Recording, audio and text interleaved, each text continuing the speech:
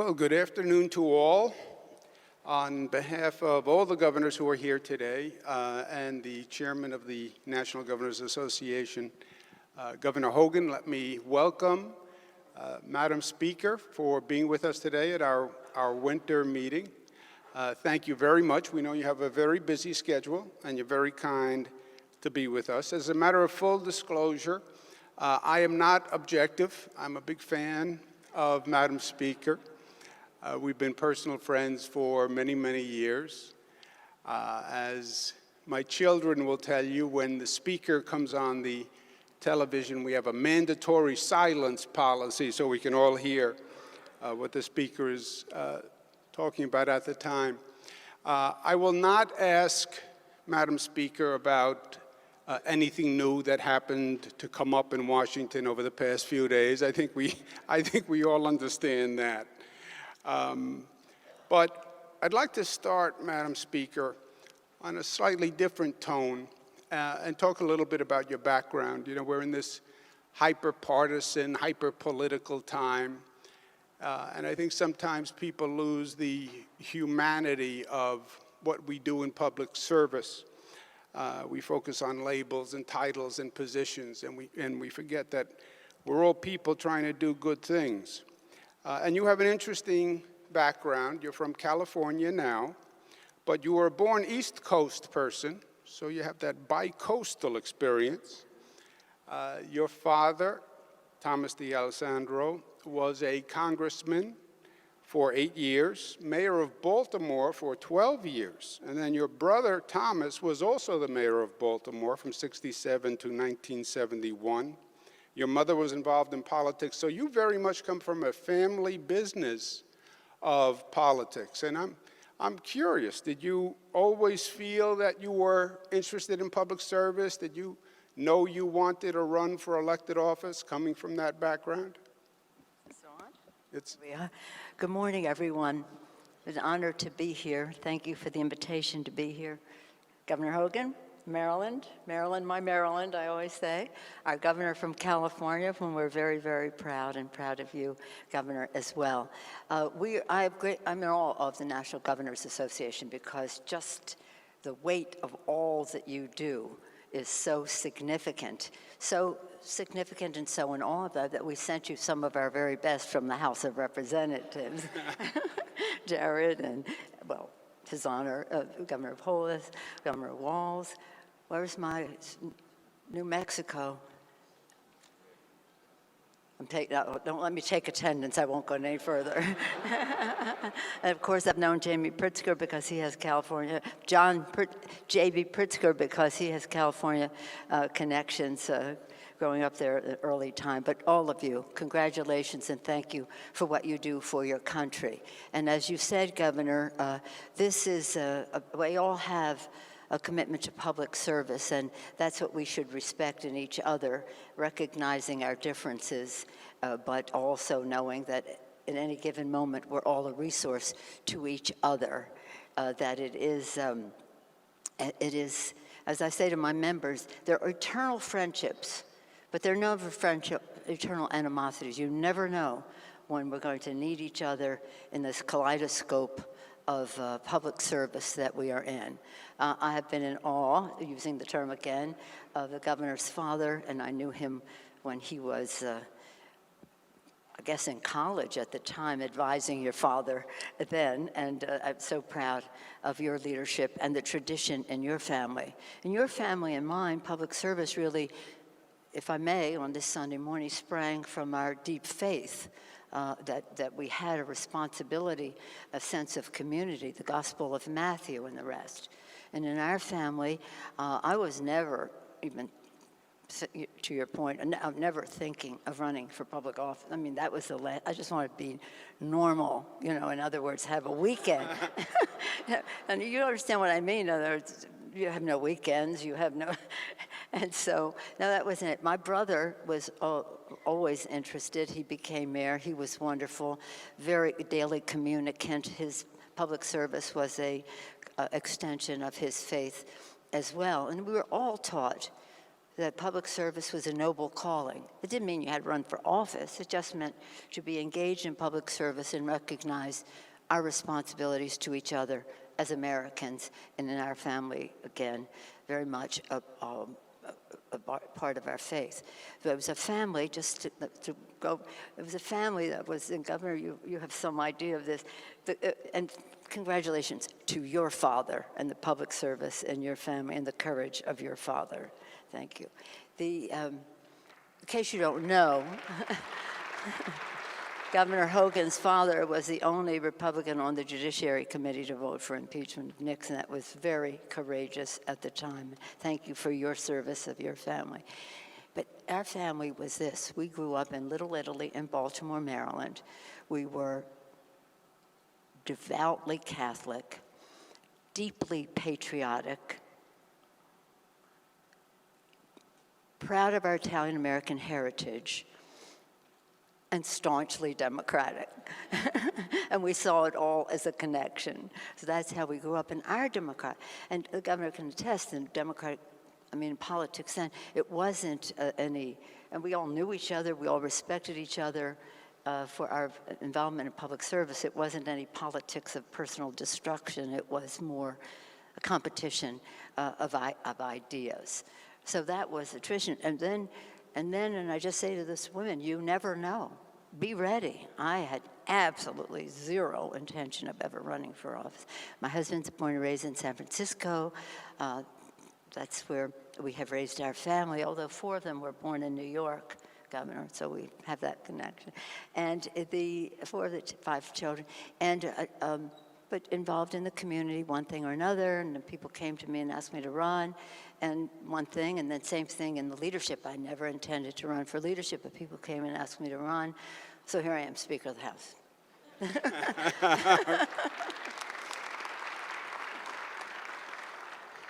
All from Little Italy in Baltimore, Maryland. That is the American story. Let me ask you this, though. You mentioned that politics now is so difficult, and you reference it's almost hard to have a normal life now and do what we try to do. Your children, some are interested in government on public affairs. Alexandra has done many films. Christine, who I've had the pleasure to work with, is a great political mind. A big fan of yours, yes. If your children said, now, I'm interested in running for elected office, and we all want our children to pursue their dreams and be happy, but what would you say to them now? Is it so tough and so toxic that you might be careful in the advice you give them? Well, we used to say a long time, even before it got the way it is now, we all love our children so much we hope they never run for office. Because this is not for the faint of heart. All of you know that. It is not for the faint of heart. It's difficult, more difficult now, especially for women, because women are not, as I say to them, you're in the arena. Once you get into the arena, this is again, not for the faint of heart. It's Sunday morning, I know I just came from church mass, but nonetheless, I'll say this. When you're in the arena, you gotta be ready to take a punch. You gotta be ready to throw a punch for the children. For the children. Because really, aren't we all about the future and how we envision the future, and it's about the children and their future. And people ask me the 3 most important issues facing the Congress. I always say the same thing: our children, our children, our children. Their health, their education, the economic security of their families, a clean, safe environment, including gun safety, violence protection, in which they can thrive, and a nation, a world at peace in which they can reach their fulfillment. There's plenty of common ground in all of that. And I do think that we should seek as much common ground as possible. So when you're talking, when women come to me and say, how do you take all these barbs? I said, it doesn't matter to me. It's worth it for what we are here to do for the children. So my daughter, Alexandra, she's a filmmaker. She's made like 13 movies, many of them about what's going on in America. But she thinks but we basically, politicians are boring. She's only interested in the popular culture of and whatever aspect of it that elections have to the popular culture and what people feel and how we meet their needs. And Christine is a great organizer. She was a prosecutor. She worked with you at HUD, but she too, it's a funny thing because we really do believe in e pluribus unum, from many one. That's what our founders taught us, from many one. Didn't matter, they didn't know how many we would be or how different we would be from each other, but they knew that in our differences, and they certainly had theirs, that we have to be one as a country. So that's the politics in which I was raised, and that our kids see it, and so try to pull it back to a place where everybody is thinking, we're one, now how do we resolve our differences to get to that place? They're more in that vein than in wanting to run for office, as far as I know. But I had absolutely zero intention of running for office until people came to me and encouraged me to do so. Well, they might. Sometimes the parents are the last to know, Speaker. A lot of things. Anyway. And now the grandparents. E pluribus unum really does say it all. It's one of the great expressions, was on the country seal from the very beginning. I just proposed adding it to the seal of the state of New York this year, changing the seal to add e pluribus unum, because it really does sum up our overall philosophy. Let me ask you the first substantive question, and then governors, obviously, we've been having a good conversation over the past couple of days, and I'll turn it over to them. One of the topics that we have been talking about is infrastructure. And we're going to work on getting a new word, by the way, because I think that's just that word doesn't have the appeal that we need to seduce all our partners into the business. But governors tend to be a practical group. They tend to be pragmatic. We have to function every day. We wake up in the morning, we have to shovel coal into the boiler to start the heat, right? So infrastructure is a tremendous need. Everybody knows it. Everybody talks about it. $1.5 trillion expected deficit in infrastructure needs by 2025. Federal government has talked about a significant infrastructure program over the past 5 administrations. It's been the same basic pledge. Meanwhile, the infrastructure deteriorates. The states are stepping in, but it is very hard for us because it is about funding at the end of the day. And we spend a lot of time on creative financing mechanisms and partnerships and P3s to try to find the financing on the state side. But without the federal government really stepping into this arena, we're not going to do what this nation needs. And everybody feels the shift globally, and we see development all over the world, and we see our stagnation. Two-part question. A, why is it so difficult? If there's one topic that we should be able to find common ground, it is infrastructure / transportation, economic development. Do we think there's any chance that we will get there in the near future? And what can we be doing as governors who represent Democrats and Republicans all across this country? We would be the implementing vehicle, right? The federal government is not going to go into the business. They'll defer to the states. So we would be the vehicle of actual function. What can we be doing or should be doing to actually help get to a resolution? Thank you for the question. I don't know another word for infrastructure except perhaps growth for America.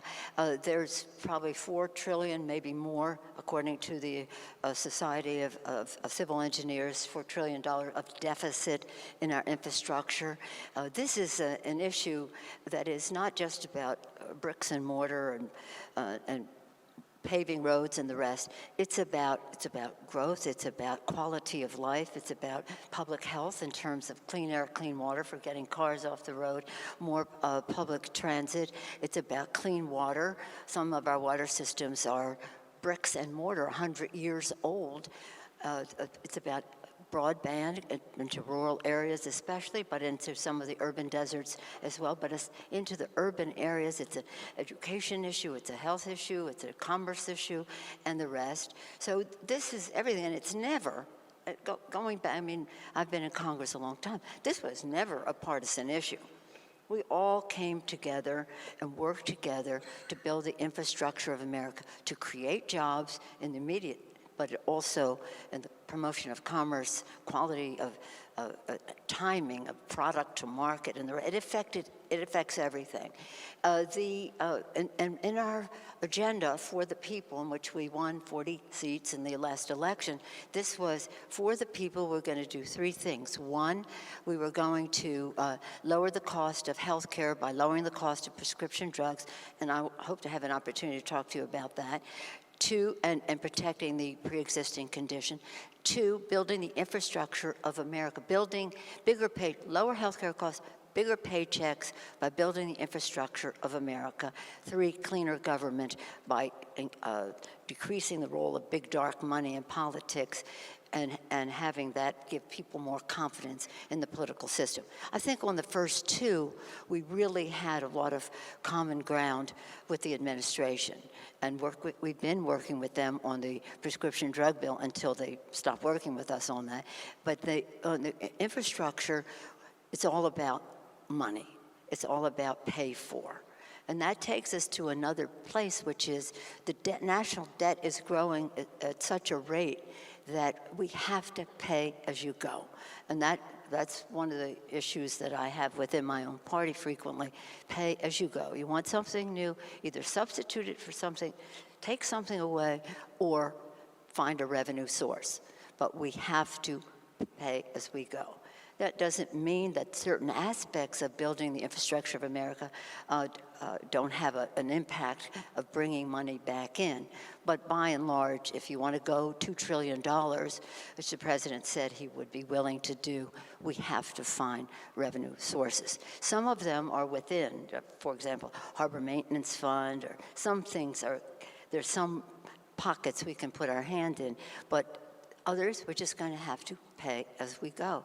So that's really the obstacle, because we have talked about all of these things, whether it's transportation, roads, mass transit, even high-speed rail, my governor, issues that relate to infrastructure and water and the rest, the grid, all of that. We have to do that. But when it came time to talk about paying for it was when the president walked out of the room. We do have my chairman, Richie Neal, would say that some of the things we can do, and we did successfully in the ARA bill, the stimulus bill, Build America bonds. We got governors, Democratic and Republican mayors came to us and said, we got a lot of out of that because the interest rates were low, now even more so, so that we could use Build America bonds. So we have to be entrepreneurial, transformative, really, in our thinking about how we pay for it. But we have, in my view, we have to pay for it. And we have in the past. So this is nothing new, but it's not usually political. We agreed to this big plan, not agreeing on a pay for it yet. Well, we're going to arrive at that together. We didn't have it two different points of view. We just hadn't come to a conclusion. But then they sent us over a we went for $200 billion bill. And this is what was painful. I mean, first of all, it was so small. It wasn't meeting the challenge in any way. It wasn't even $1 trillion. And in it, they reversed the formula. The formula used to be 80% federal, 20% local, state or local.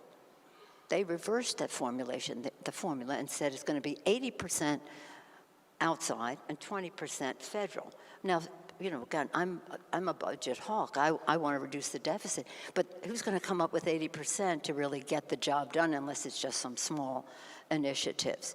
So this is something that we can all work together. The mayors are very bullish on doing infrastructure as well. You all could be a tremendous resource on this. And we chose those two things, reducing the cost of prescription drugs and this, because they were things the president was advocating.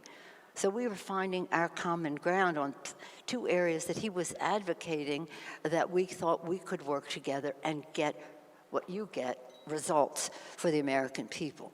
But we don't have a big choice, because here we have this whole issue of climate, and there are some exuberances even in my own party about that, but building the infrastructure in a resilient green way is a way to help preserve the planet. So it's a common ground place for us to go. Another part of it that you all are in the lead on is if you're going to do this, and you're going to do it big, you have to have the talent. You have to have the development of the talent for all of this. So education, training, tasking schools to train people to be able to do workforce development is a critical part of building the infrastructure. Workforce development, you know so much about that in terms of education. So it's a real opportunity. See everything, don't see everything as a fight, see everything as an opportunity. How can we make the most of this for the good of the American people to get results, and to do so in a way that does not add, as the tax scam did, $2 trillion to the national debt. This is unsustainable. And by building the infrastructure, we create jobs, again, in the immediate, promote commerce to create more jobs, and that brings revenue into it increases paychecks, brings revenue into people's paychecks. They get bigger paychecks. They're more confident in their consuming activities, and with all of that, they inject demand into the economy, which produces revenue. So it has a full circle of advantages for all of us to do that. So hopefully, as much as nonpartisan as it always used to be, that we can get to a place where we have to make decisions. And if the decision is we're not going to pay for it or whatever, then we have to understand the consequences of that as we weigh the equities of it all. But I'm optimistic because we must do it. And it's one thing that the public really appreciates and wants. They don't necessarily like the word infrastructure, I'll agree with you. But if you say we need to have some revenue because we're going to repair the bridges. This is a safety issue as well. We're going to repair in your area, there'll be more facilitation of transportation. If people see the impact, as in California, Governor, as you know better, we had a gas tax, they assaulted the gas tax, but when people saw what it meant in their areas, it was sustained overwhelmingly, and thank you for your leadership. Thank you. Thank you very much, Madam Speaker. Let me turn over to my colleagues. I think our chairman, Governor Hogan, had the first question. Well, first of all, Madam Speaker, on behalf of America's governors, we want to thank you very much for joining us here this afternoon. And thank you for giving the economic development plug to Little Italy in Baltimore. We hope all the governors get a chance to visit while you're here in town. Actually, Governor Cuomo stole my first question because I wanted to talk about infrastructure, but I'll do a follow-up if I could. As chairman, I've been leading a year-long initiative on rebuilding America's infrastructure, and many of the governors around the table have been working together really in a bipartisan way to try to come up with some common sense solutions. We've been trying to address these issues in our states and to try to come up with some recommendations that maybe we can come to Washington with. Wonderful. That would be great. To give advice to our leaders here about how we might reach an agreement, because it seems as if everyone says that it's the top priority. I mean, in both houses of Congress and on both sides of the aisle and in the administration and all of us here believe it's an issue that needs to be addressed. I guess, and you've discussed it a lot already, and I want to get to the other governor's questions, but realistically, what do you see as the possibilities of us actually getting something done in this election year, or is it possible for us to move forward on this issue? Thank you, Governor. And thank you for your leadership on this issue. If you promise not to tell anybody. Richie Neal, our chairman of Ways and Means, will be having breakfast with Secretary Mnuchin on Tuesday. They basically said to us during the U.S.-Mexico, you get that done, we'll talk about funding on infrastructure. And so they're going to be meeting about what the possibilities are. And again, it's not just about adding to an appropriate, there's never going to be enough appropriated funds ever to meet the needs that we have. We have to be more entrepreneurial and creative in how we come up with it. But Build America bonds would be one of them. I think it is really honestly within range, and we want to make sure that it is. And we keep saying to people, this is it's going to be a compromise. Understand that. It's a negotiation, but weighing the equities justify whatever you're suggesting and justify however you think you should be paying for it. So I think there's a real chance. The president wants it, but again, the deficit this year, I'm not talking about the national debt, the deficit this year is $1 trillion. Now, again, I'm a big believer pay as you go, and Republicans like to, if I just may be allowed a moment of, the Republicans say pay as you go for any initiatives that you have on the domestic side, shall we say, but don't pay as you go when you do tax cuts. At 83% of it going to the high end, adding enormously to the debt. Just think if we had that money for infrastructure. We could be well down the road, which would bring much more money into the economy than what they're doing. If I may, Governor, just thank you for your and Mrs. Hogan's presence at Elijah Cummings' service. He was a hero to so many of us, and that was long.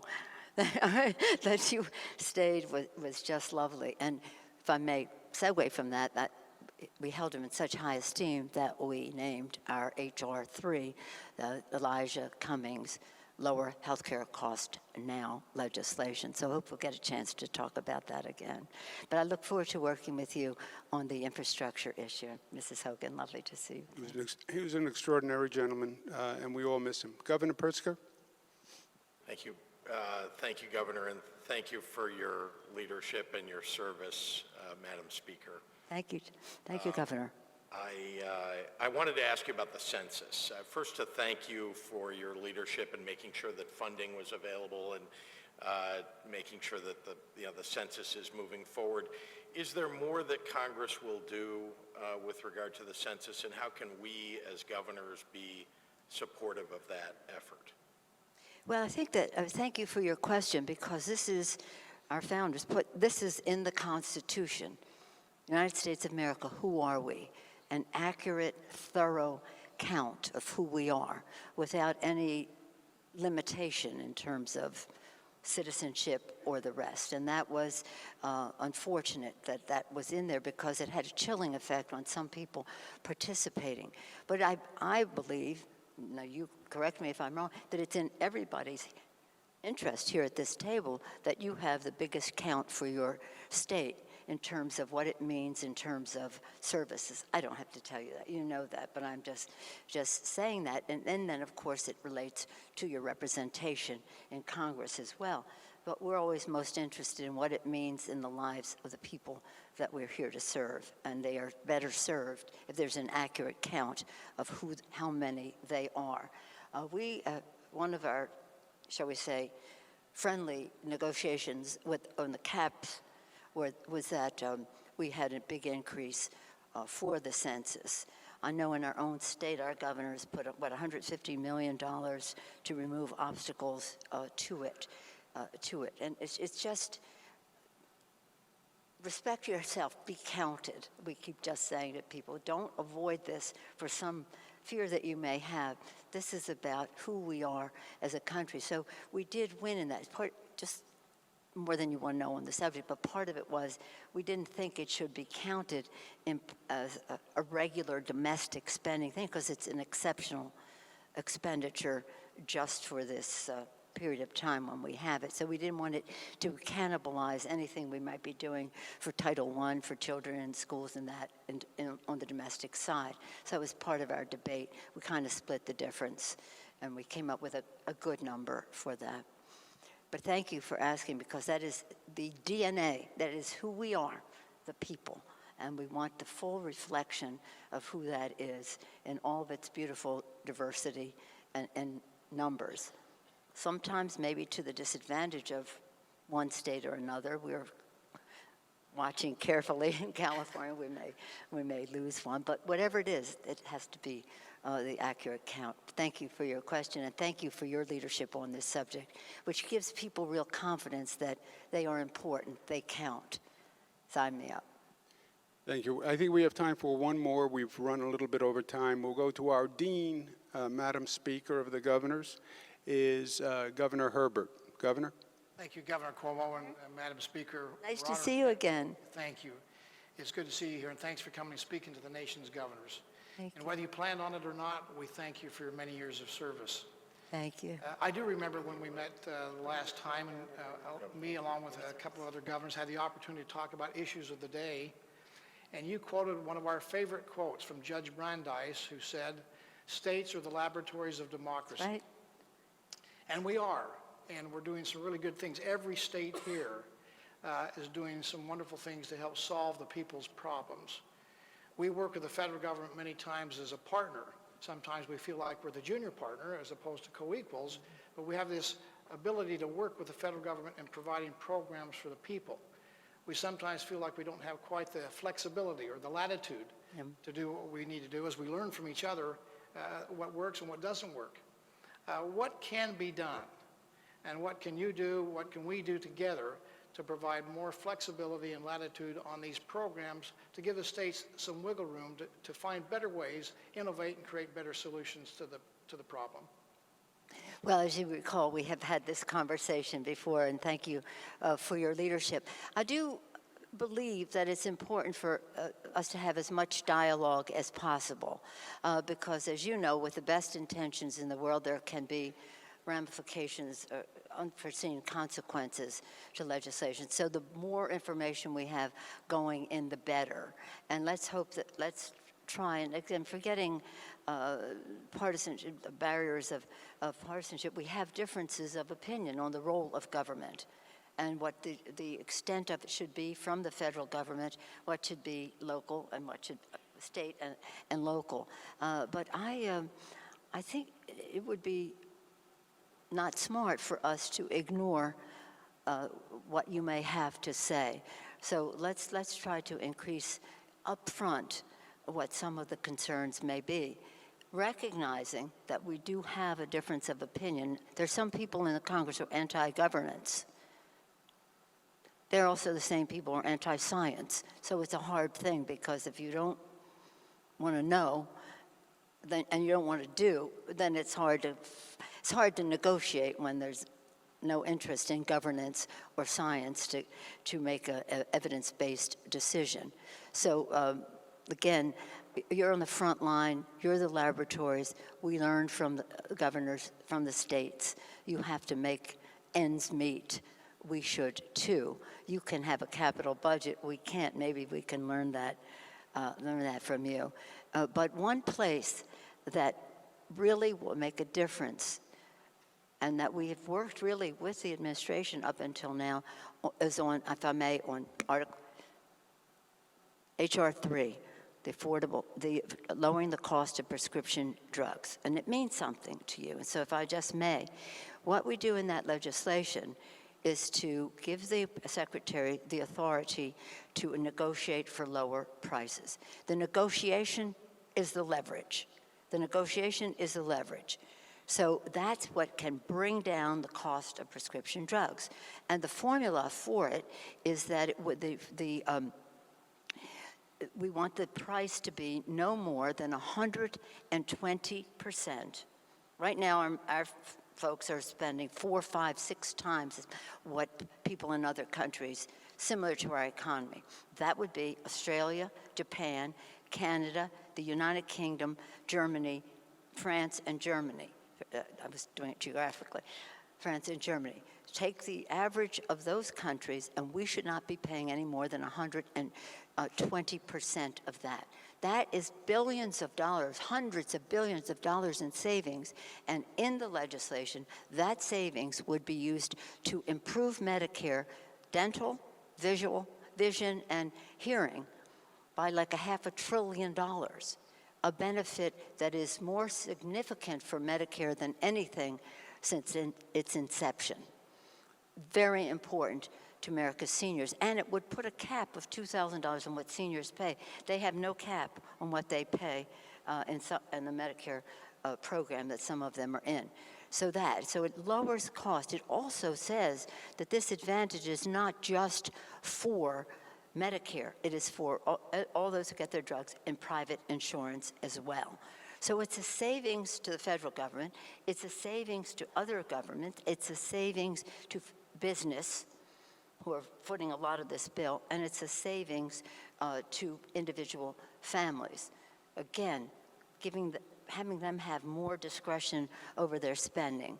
I've seen grown men cry on the campaign trail because they cannot meet the cost of prescription drugs. People have testified. I was in New Jersey yesterday, and in New Jersey, the person testified and said, sometimes we don't pay for electricity or heat, anything, because we have to pay for prescription drugs in the freezing cold. So this is, again, transformative into what it means at that kitchen table of America's working families as to how they make ends meet. So we think that combination of lowering healthcare costs as we protect the pre-existing condition benefit, really protect the pre-existing, and building the infrastructure of America to increase paychecks is a fabulous combination for growth in a way that protects our planet, because we'll do infrastructure in a way that is about the future and not wedded to the past. So I put that out there. If you have suggestions, ideas, and all the rest of that, that's kind of where the debate is on some of these issues. But again, to be fiscally sound, promote growth, to create good-paying jobs, increase the purchasing power for America's families, and decrease the national debt. Thank you all for what you do. I'm so honored to be here with all of you, and I wish you very well in your deliberations. And let this be the place that helps reduce any of the partisan barriers to finding solutions for the American people. E pluribus unum. Thank you very much, Madam Speaker. Thank you very much for being with us today.